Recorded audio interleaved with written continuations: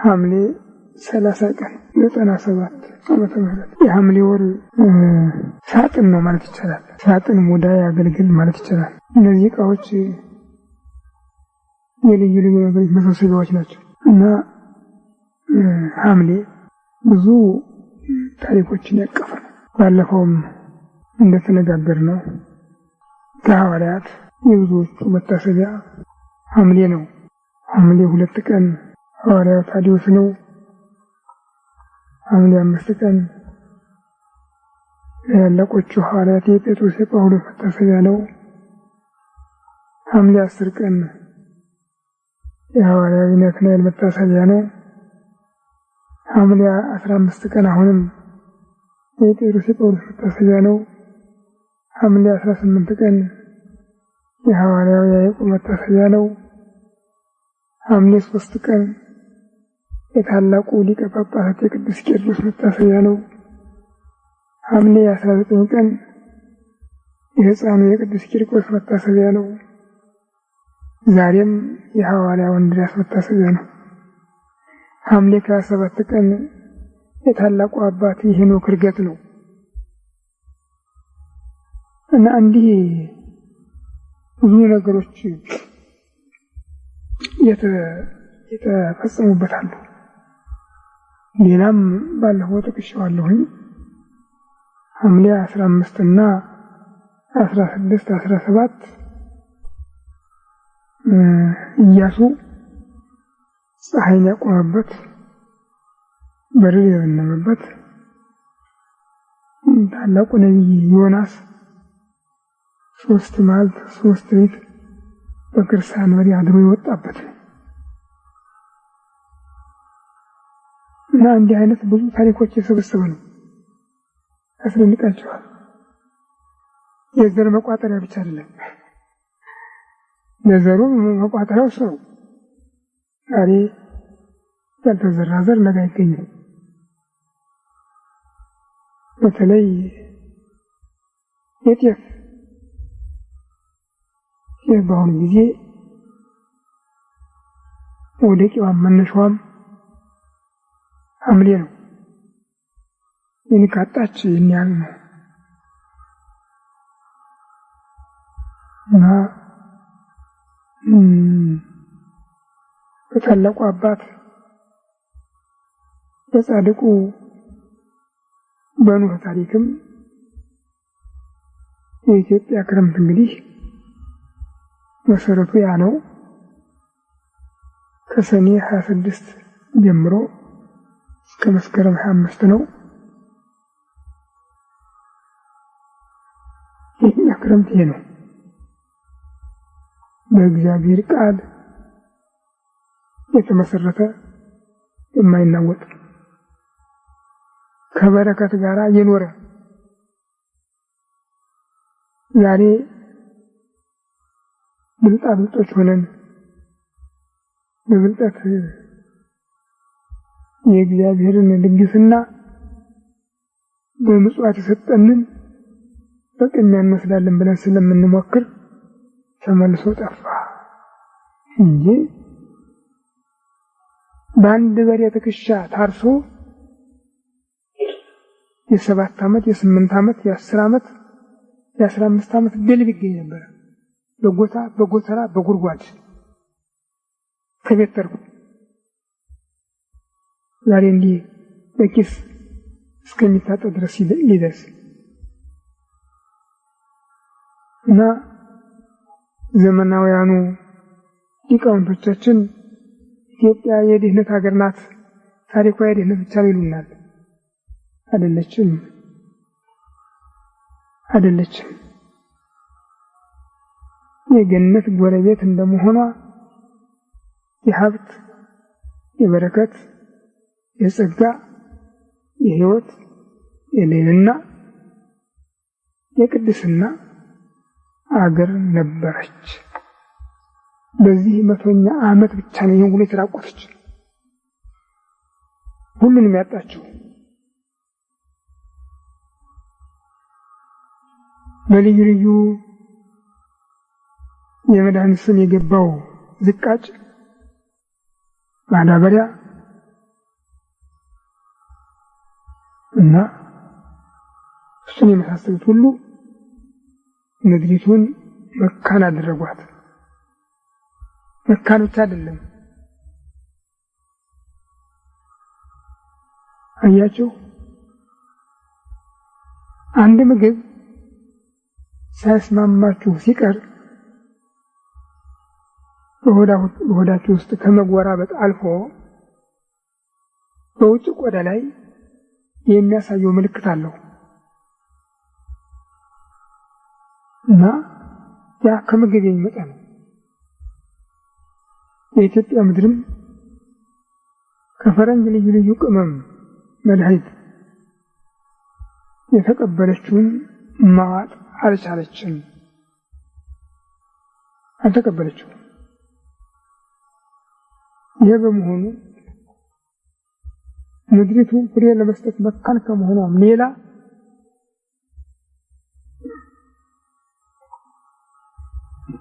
አቀንጭራ የሚባል አረም አንድ ጊዜ ከበቀለ አካባቢውን ሁሉ የሚያደርስ ለሚበላው ምግብ ብቻ አይደለም፣ ጠቅላላ ሳሩን ቅጠሉን የሚያጠፋ አሁን የመጣ ነው። የለም ይዛ ደረቅ እንጨት ይቆረቁራል፣ ያጅ ውስጥ ይገባል፣ ማር ይሰራል። ልጆች እንዲያውም ያን እየፈለፈሉ ከዚያ ማር ይበላሉ እንጂ ከዚህ ውጪ ይህን አጠፋ ተብሎ የሚነገርለትም የሚነገርበትም አይደለም። ዛሬ ግን ከመሬት ፈልቶ አካባቢውን አጥለቅልቆ እነ ዘንጋዳን እነ ሞቀሎን እነ ማሽላን ዜሮ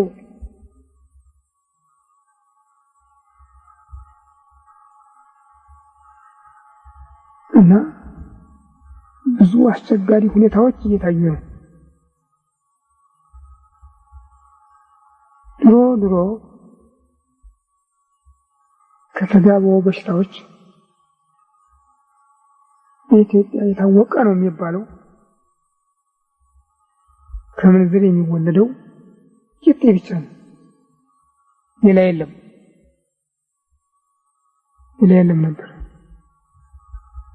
እሱም ከተጠነቀቁ በቃው፣ ከአንድ ወደ ሌላ የሚተላለፍበት ነገር የለውም። ከዚያ ቀጥሎ ጨብጥ የሚባል ነገር መጣ። ከዚያ ቀጥሎ ባምቦሌ የሚባል ነገር መጣ። አሁን ደግሞ ወንድና ሴት ይገናኙ አይገናኙ አይታወቅም፣ ግን ያም ሊመረመር ኤድስ ነው የሚባል እኔ ክትባት እንደሆነ ነው ቆጥረው እንጂ በእርግጥ ከሰዎች የተወለደ በሽታ ነው እያላምነው። ለምን ቢባል አንድ በሽታ መጀመሪያውኑ ፈለጠኝ ቆረጠኝ የሚል ስሜት መስጠት አለበት። ሆዴን ይቆርጠኛል ራሴን ይፈልጠኛል ካላለ በህይወት በሰላም እየዘለለ ሄዶ ሲመጣ ግን ታመሃል ተብሎ ይመጣበትን ያችው ጨለቅ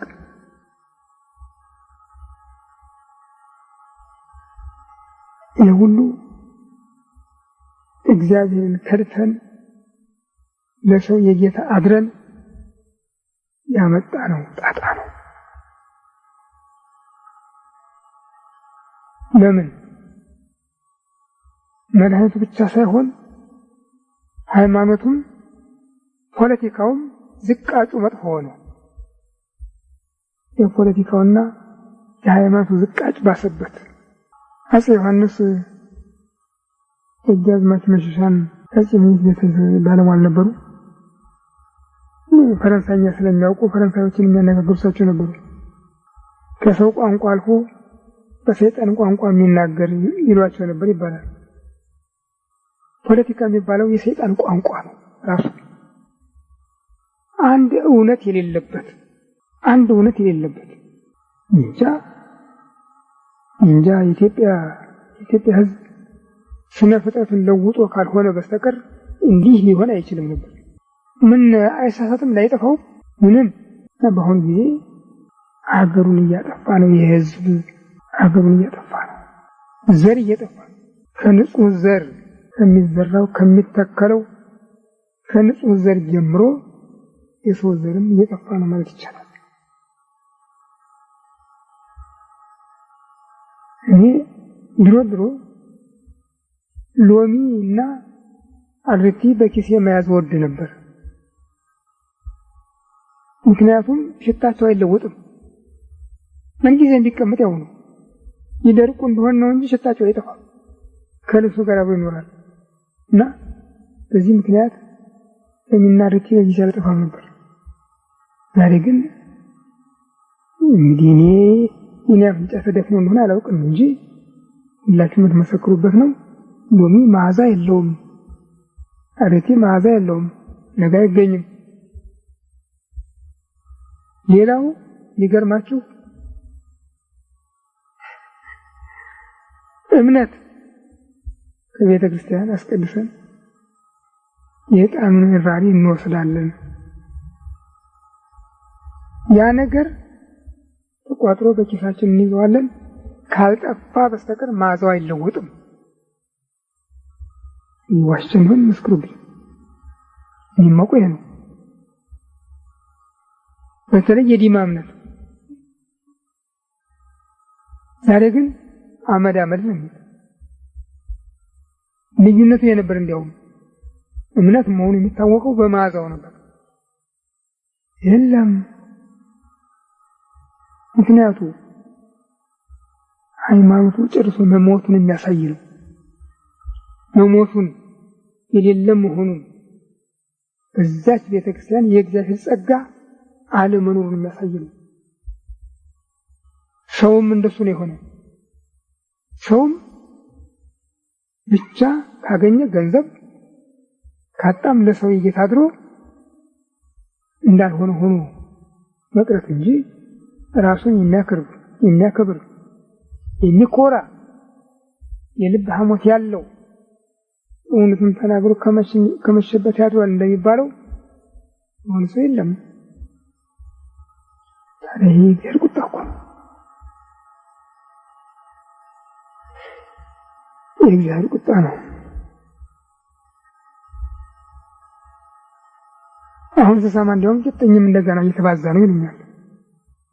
ኤልስ ብቻ አይደለም እሱም እየተባዛ ነው በከተማ እያሉ ነው። ታዲያ ፊታችንን ወደ እግዚአብሔር ብንመለስ ግን ምናልባት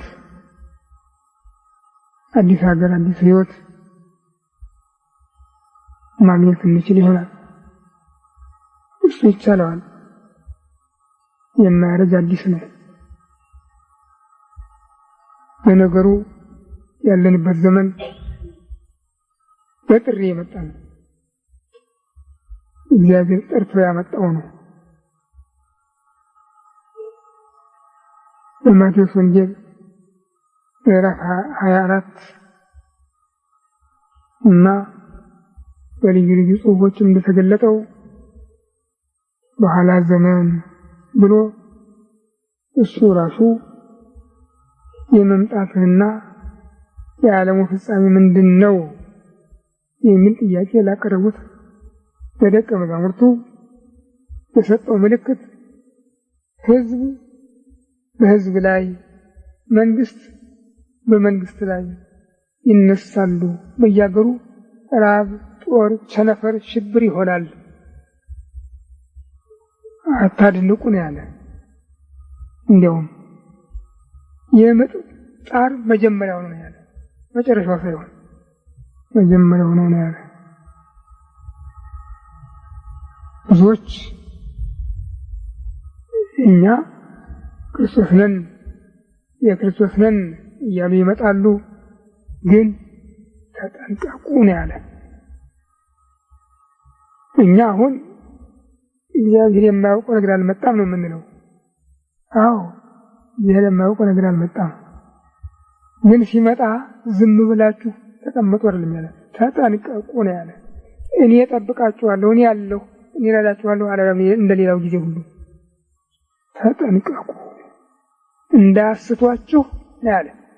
እንዳያስቷችሁ ተጠንቀቁ።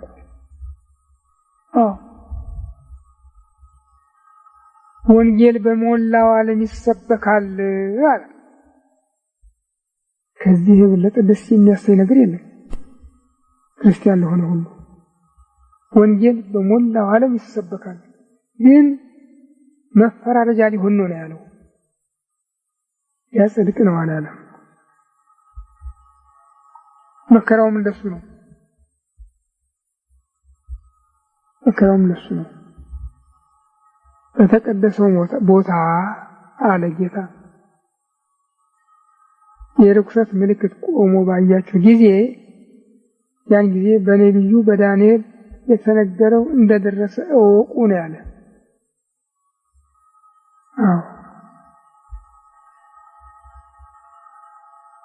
ዛሬ ቤተክርስቲያንና ዓለም ልዩነት የላቸውም።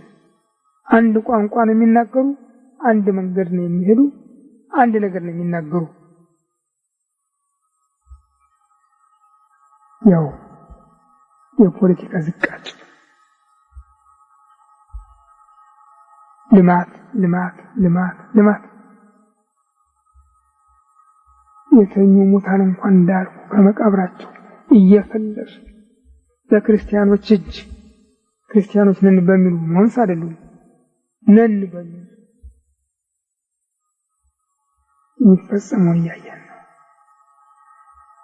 በዚያ ጊዜ ይላል ጌታ ዓለም ከተፈጠረ ጀምሮ ያልተደረገ ወደፊትም ይደረጋል ተብሎ የማይታሰብ ነገር ይደረጋል። ለሚያጠቡ፣ ለጸነሱ፣ ለወለዱ፣ ለሚያጠቡ፣ ለሚያሳድጉ ወዮላቸው ነው ያለ። ዛሬ ከወላድ በቀር ማን ነው ጭንቅ ውስጥ ያለ? ወላድ ብቻ ናት። ልጅን በእግር ታስሮ ቤት መዋል አይቻልም። ከዚያ የበለጠ ደግሞ ተማሪ ቤት ነው የሚውለው። ትማራለህ ና ተብሏል። ትማራለህ ሞታለህ ያለ የለም። ትማራለህ ነው ያሉት። አትማርም ቤት ነው ተብሎ ነበር። ትማራለህ አሉት እና የሚማር መስማት ስለደች ለግን የጠበቀው ሞት ነው። እና አገራችን ከዚህ መከራ ውስጥ በነበራት እምነት ጸንታ ቢሆን ኖሮ ለራሷ ቀርቶ ለሌላው መጠጊያ መሸሻ ትሆን ነበረ። ግን እንዲህ ብለን የፈረንጅ ጥገኞች ስለሆን እንግዲያውስ እነሱ የሚጠጡትን እናንተም መጋት አለባችሁ ብሎ ግራ መጣው። አመጣው። እነሱም እኮ እንዲህ ስላሉ ነው። እኛም እንዲህ ካልን ያው ነው።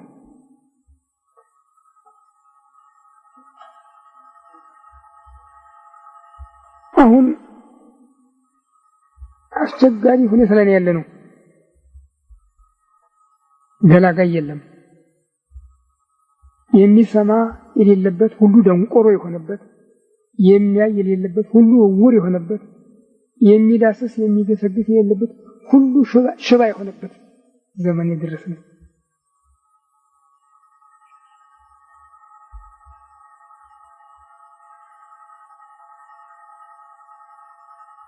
እንጃ እንዲህ ያለ ነገር የችሰው ይጨለቅ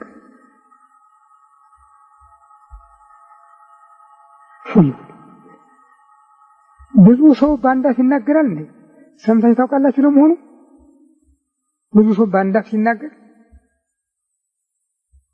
በአንድ ልብ ሲያስብ ይስም አይቻልም ካሁን በቀር። አሁን ግን ሰውን ሁሉ ሳየው በአንድ ልብ የሚያስብ ነው፣ በአንዳፍ የሚናገር ነው። አንድ ቋንቋ ብቻ ነው የሚነገረው፣ ትናንትም ዛሬም ከትናንትና ወዲያ። ደስ ነው የማየው። ምናምን ተናገሪው እውነቱ ይናገር አይናገር የራሱ ፈንታ ነው። እኔ ግን ስሰማ አንድ አፍ ነው የምሰማው እና ትልቅ ፈተና ውስጥ ነው የደረስን።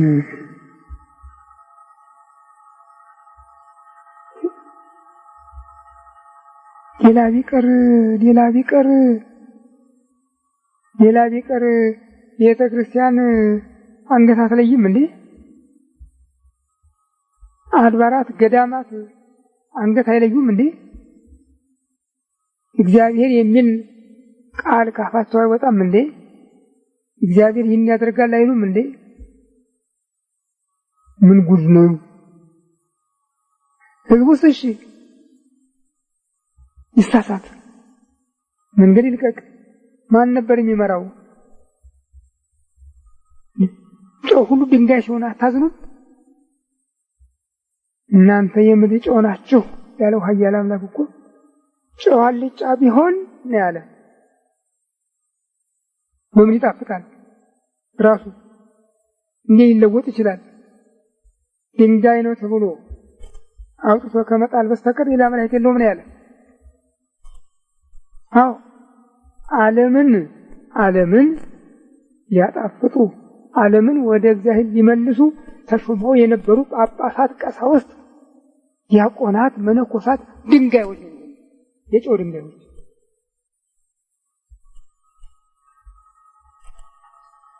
ያሳዝን ነገር ነው።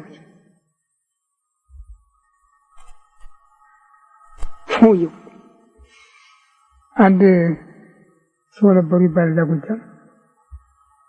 የጠፉ ክሌቱ አየንት በአሐቲ ዕለት ይሉ ነበር አሉ። ሁለቱም አይኖች በአንድ ቀን ይጠፋሉ የነበረው ቋንቋቸው። የጠፉ ክሌቱ አየንት በአሐቲ ዕለት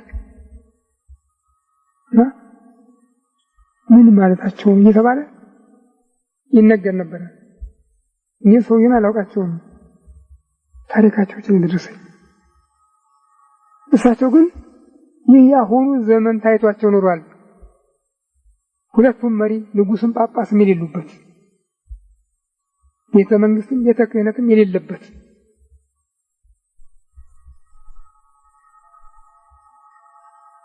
አይን የአንዱ መጉደል እንኳን ብዙ ያጎላል። እንኳን ሁለቱንም ማተን ነው የምንቸገረው።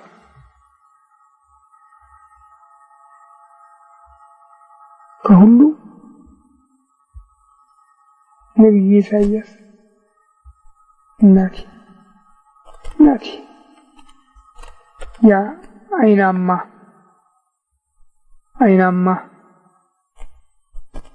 የዓለምን ሕይወት እስከ መጨረሻው የዳሰሰ እግዚአብሔር ምን አይነት ጸጋ ቢሰጠው ነው?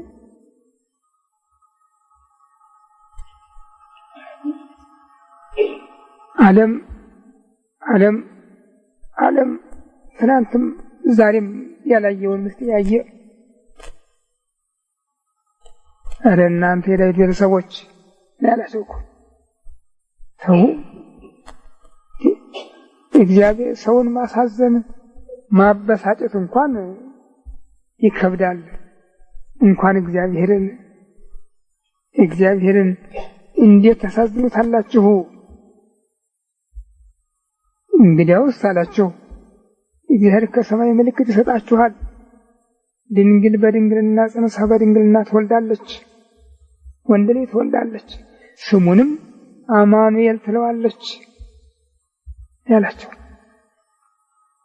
ይህን ቃል ማንም ነቢይ አልተናገረውም፣ አልደገመውም። ከሰውና ከመላእክት አእምሮ በላይ የሆነ ምስጢር የገለጸለት። እንደገና በቀራንዮ አደባባይ ቀይ ግምጃ ለብሶ መስቀል ተሸክሞ ሲወጣ ከ700 ዓመት በፊት ሆኖ እኮ ነው ያየው። መኑ ቱቢሲ መካህ ዘይወፅእ ሜዶም ኃያል ወግሩን በልብሰቱ ባለባበሱ እጅግ የሚያስፈራ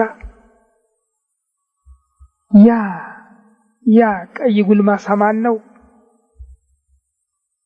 ያ ጉልማሳ ማን ነው ያለው።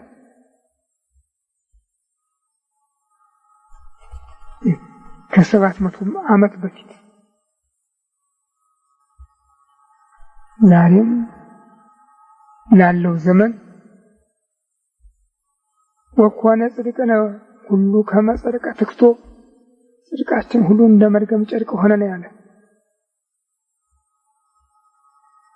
እንዲህ ያለን የሆነው አሁን በዓለም ያለች ቤተክርስቲያን ሰውን ከእግዚአብሔር ማስታረቅ ተሳናት። ራሷ ስለወደቀች ተሳናት እና ሞት ነገሰባት። ነገሩ ቀጠሮ ነበረው። በቀጠሮ ነው የመጣ። አራተኛው ማኅተም በተከፈተ ጊዜ ዝንጉርጉር ፈረስ ወጣ። በላዩ የተቀመጠው ሞት ይባላል። መቃብር ትከተለዋለች ነው ያለ ታላቅ ሐዋርያ። እስከ ዓለም ፍጻሜ ተራ በተራ ቁጭ አድርጎ መዝግቧታል። አንድ ባንድ መቃብር ትከተለዋለች። በምድር አራተኛ እጅ ላይ በሞት ጥቁር፣ ቀይ፣ ነጭ የማይባል ድብልቅልቅ ማን ነው የምትሉት?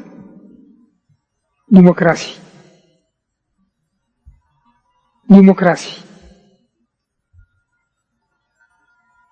በደብተሮች ቋንቋ ዲሞ የሚባል ጋኔን አለ። ዲሞ የሚባል እና እኔን የሚመስለኝ ቢሮክራሲ እንደሚባለው ዲሞክራሲ የሚባለውም ያ ጋኔን የሚያራምደው ነው ብዬ ነው የማስበው። ውሸት ብቻ አንድ እውነት የሌለበት ውሸት ብቻ የቀደመ ሰውን የሚያታልልበት ዲሞክራሲ ይሉናል። ደም አፍሳሾች፣ ነፍሰ ገዳዮች ዲሞክራሲ ይሉናል። ቀማኞች፣ ዋሾች ዲሞክራሲ ይሉናል። ይሄ ነው ሞት የተቀመጠበት ፈረስ በዓለም የሚጋለብበት በእነ አፍጋኒስታን፣ በእነ ኢራቅ፣ በእስያ፣ በአውሮፓ፣ በአፍሪካ። እኛ ሰንዳቅ ሚታደል አዲስ አበባ እንኳን እንዳቅማችን ትንሽ እያጋትን ነው። እንዲህ አይነት ሁኔታ ከሚታይበት ዘመን የደረስነው። በዚህ ጊዜ ታዲያ ማን ነው ጨው? ማን ነው በተቋም ላይ የተቀመጠ መብራት? የለም። የሚያሳዝናችሁ እዚህ ከተማ ያለነውስ ከዛም እየቀላወጥን ሆዳችንን እየሞላን ነው። ብንበደልም እኔ የሚያሳዝኑኝ በየገዳማቱ አለን የሚሉት ብቻ ናቸው። ከሁለቱም ሳይሆኑ የቀሩ ወይ ከእግዚአብሔር አልሆኑ ወይ ከሰው አልሆኑ። ሰው እያመለኩ እግዚአብሔርን እያሳዝኑ የሚሉ እንዲህ ያለ መቅሰፍት የደረሰብን። ከዚህ ነፃ ለመውጣት ምን መንገድ እንደምናገኝ አላውቅም። የምታውቁት በቤተክርስቲያናችን ባህል መሰረት አባቶቻችን ሐዋርያት እንዳስተማሩንም ከነገ ነሐሴ 1 ቀን ጀምሮ እስከ 16 ቀን ድረስ በእመቤታችን ስም የሚቀርብ ጾም፣ ጸሎት፣ መስዋዕት፣ ምጽዋት ነበረ። ወጉ ዛሬ የማይቀር ይሆናል፣ ግን ዋጋ የለውም። እንዴት ብለን ኢትዮጵያን ለማስታረቅ በሚችልበት ስራ ላይ ለመዋል እንደምንችል አላውቅም። በእውነት ይሁን ደስ ይለኝ ነበር። በኢትዮጵያ ታሪክ በአሁኑ ጊዜ ያለ አስቸጋሪ ታሪክ የለም። ሁሉም የለየለት ነው፣ መልክ ያለው ነው። ይህ ግን ቅድም እንዳልኩት በዝንጉርጉሩ ፈረስ ላይ የሚጋልብ ስለሆነ መልክ የለውም።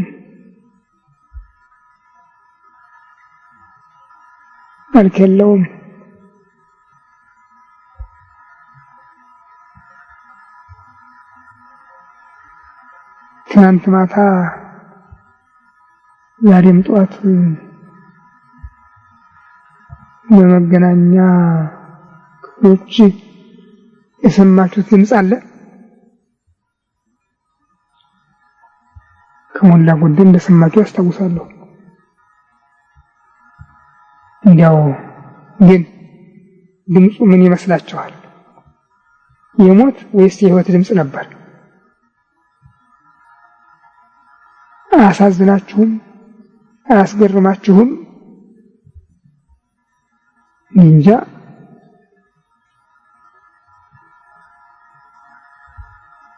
እኔ እንዲህ ያለ ታሪክ የሰማሁ ከባይዳን ብቻ ነው። ከባይዳን ብቻ ነው። በሕዝቅያስ ዘመን ኢየሩሳሌምን ለማስገበር ዘምቶ ከነበረው ከሰናክሬም ለመሆኑ ከኔ እጅ የሚያድናችሁ ያለ ይመስላችኋል ወይ? አባቶችም እኔም ብዙ ሀገር አጥፍተናል። ጣዖታቶቻቸው ሀገራቸውን አላዳኑም። እናንተስ እግዚአብሔር የምትሉት ጣዖት ያድናችሁ ይመስላችኋል ወይ ሲል የተናገረ ያ ሰው ብቻ ነው።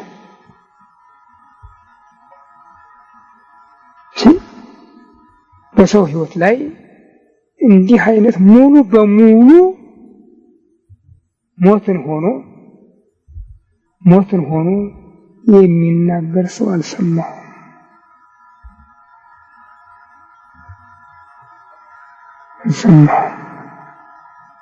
ሞትን ሆኖ ሲናገር የሰማው ዛሬ ብቻ ነው።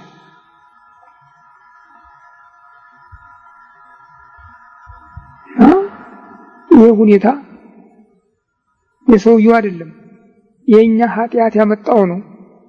የኛ ክፋት ያመጣው ነው። የኛ ኃጢአት፣ የኛ ክፋት፣ የኛ ልግመት፣ የኛ ሸር ያመጣው የወለደው ነው። እኛ የእግዚአብሔር ብንሆን እኮ እንዲህ አድርግም እግዚአብሔር ወያነግስ ለይሴ መደለው በእንተ ህዝብ ስለ ህዝቡ ክፋት ተንኮለኛ መሪ ያስነሳል ነው የሚል። የኛ ክፋት ነው የሚያመጣው። በመንፈሳዊም በስጋዊም ሁለቱንም ያጣንበት ዘመን ነው የሆነው። እና እንዴት ነው የምንለው? ምጽዋትን መጸውታለን፣ መስዋዕትን እንሰዋለን፣ ጸሎት እናቀርባለን፣ ዕጣን እናጥናለን፣ ግን ዋጋ አልባ ነው። እንዴት ነው መመለስ የሚቻለው? ባካችሁ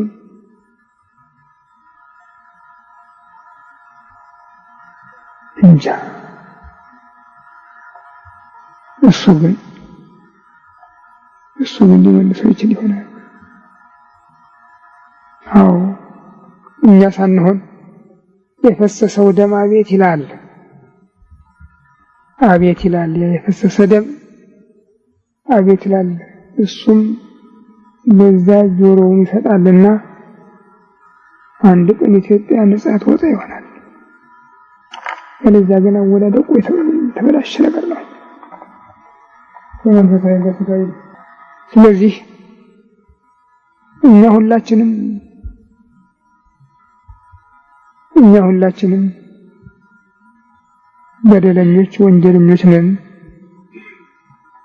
እና እስቲ ፊታችንን ወደ እግዚአብሔር መልሰን አቤት እንበለው። ምንም አላማረብንም። ምንም የእግዚአብሔር ቁጣ ነው በእውነቱ። አንድ ሰው ሲነግረው ከጓደኛው ጋር መጣጣም የለም። ሌላ መንገድ ፈጥሮ ነው ይመጣ ደግሞ እንደገና እንጂ ያንን ተቀብሎ ተከትሎ መሄድ የሚችልበት ዘመን አይደለም። እኔ ቀድሞም ሆነ ዛሬ ዓላማዬ ለሚያውቀኝ ሰው አንድ ነው፣ ሁለት የለኝም። እሱን እግዚአብሔርን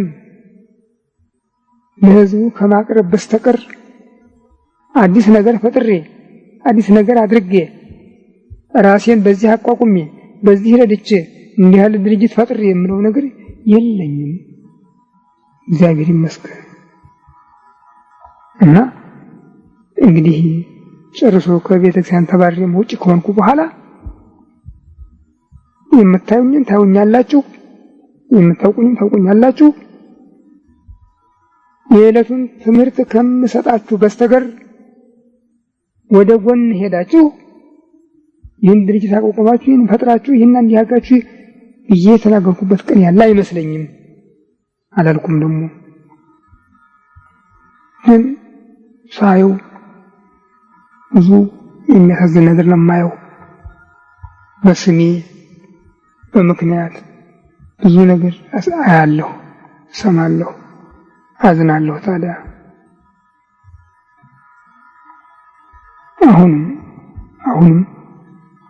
አሁንም ዛሬ የምሰጣችሁ አደራ ባላችሁበት ሆናችሁ እመቤታችንን ለምኗት፣ እንዳትጨክንና ብቻ እንዳትጠፋ ለምኗት። ባለቤቱ ብሏል።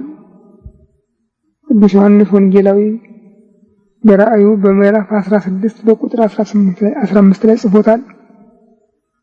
እኔ እንደ ሌባ ድንገት እመጣለሁ ወብፁዕ ዘይተግህ ወያዕቅብ አልባሲሁ ከመ ይሁር ራቁ ወያስተሪ ኀፍረቱ። ተግቶ ልብሱን የሚጠብቅ ሰው ብፁዕ ነው፣ ራቁቱን እንዳይሄድ እርቃኑ እንዳይገለጥ ብሏል። እና እርቃናችን እንዳይገለጥ ሀገራችንን ከሀገር ቤት እንዳትጠፋ ከተፈለገ ጠንከር ብለን ለእመቤታችን መንገር አለብን። ያቺ ቤተ ክርስቲያን ብትኖር ኖሮ አሰጋንም ነበር፣ ግን የለችምና በየራሳችን የጥናታችንን አቤት ማለት አለብን። ለነፍሳችን፣ ለራሳችን፣ ለሕይወታችን፣ ለቤተሰባችን። ስለዚህ ተመልሰን ለመገናኘት እግዚአብሔር ካበቃን ፈቃዱ ይሁንልን፣ ያለዚያ የእሱ ፈቃድ ይሁን። ምን እናደርጋለን? የምናደርገው ነገር የለምና እንዲህ ከጾም በኋላ ነው የምንገናኘው። ያድረስ ግን በያላችሁበት ለእመቤታችን ንገሯት። አገሪቱን ርስት ሕዝቧን አስራት አድርጌ ሰጥቼሻለሁ ብሎሻል። ሰይጣን ለምን ይቀማሻል? በባት ለምን ይቀማሻል? ከአንቺ እሱ ይበረታሉ፣ እሱ ያሸንፋሉ። እና ሕዝብሽን አገርሽን አድኝ ብላችሁ ንገሯት። ይህ አምላካችን ተመልሰን ለመገናኘት ያብቃን።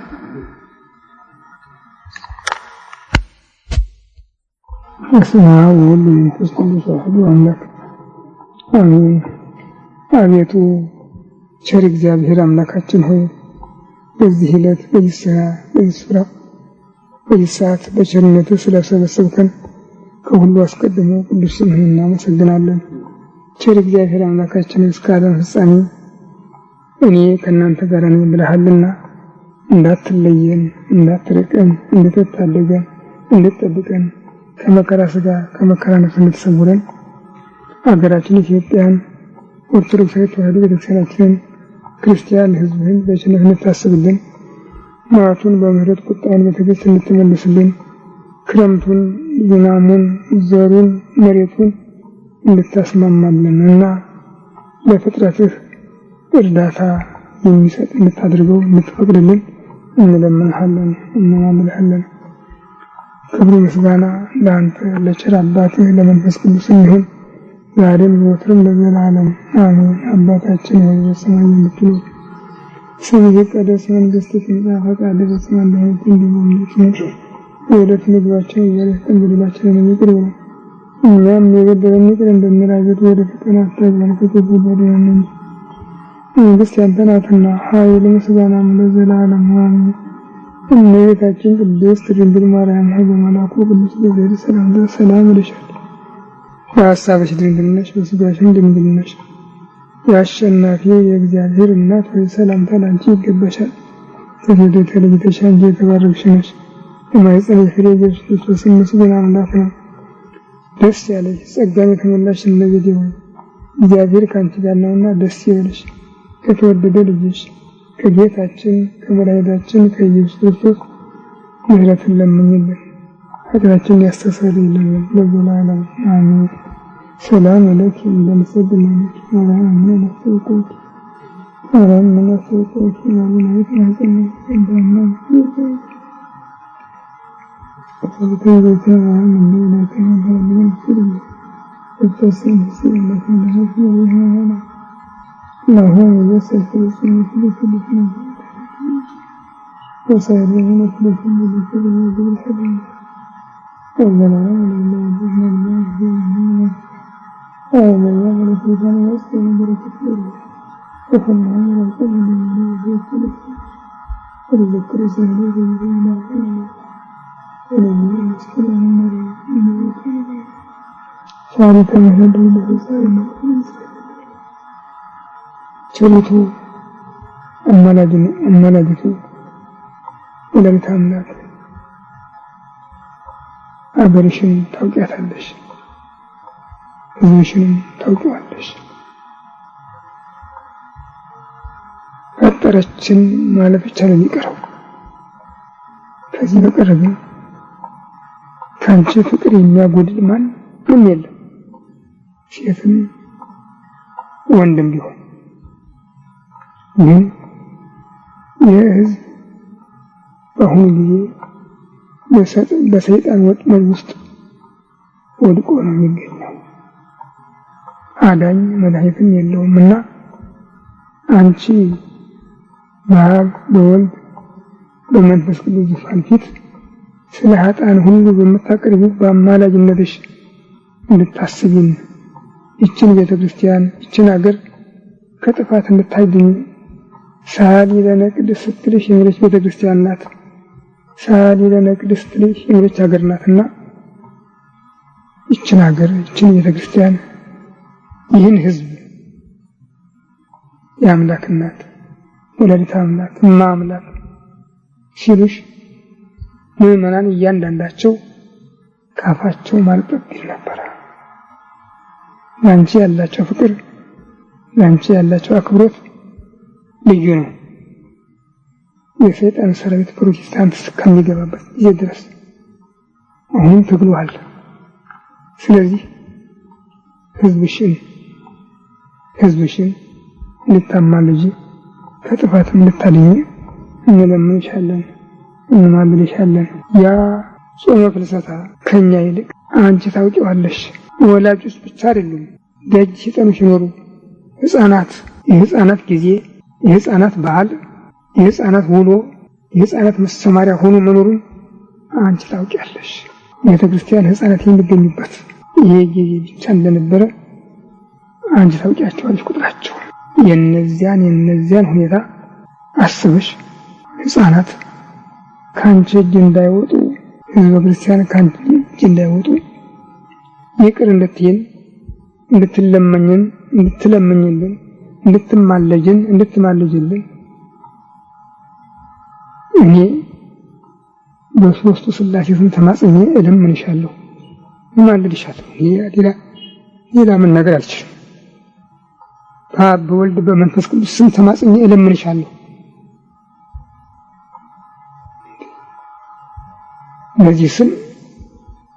በዚህ ስም አንቺ ምን ብላለሽ? እመቤቴ ህዝብሽን አስቢ እባክሽ ተይ እባክሽ አይክፋሽ። ጌታ ኢየሱስ ክርስቶስ እናት ከእመቤታችን አማላጅነት ኃጢአታችንን ቅድመ ጸሎታችንን ትቀበለን እለምንሃለሁ፣ እማልድሃለሁ። ክብር ምስጋና ለአንተ ለቸር አባትህ ለመንፈስ ቅዱስ ይሁን ዛሬም ዘወትርም ለዘላለሙ አሜን። አባታችን ፈቃድ ለሰማን ወላችን በክብር በረን ክርስቲያን ኃይል ምስጋና ለዘላለሙ እመቤታችን ቅድስት ድንግል ማርያም ለመላእክት ለቅዱሳን ሰላም ይሁን። ታሳሽ ዝምነት ዝጋሽ ምንነት ተሸነፈ ሰላምታ ላንቺ ይገባሻል። ነጽን ፍሬስ ምስጋናና ጸጋን የተመላሽ ደስ ይበልሽ።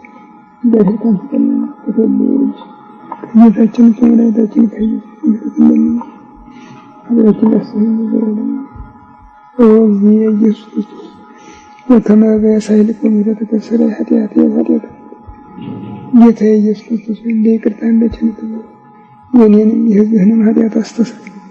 በማወቅ ባለማወቅ በማሰብ በመፍራት በመናገር የተፈጸመውን ሁሉ ይቅር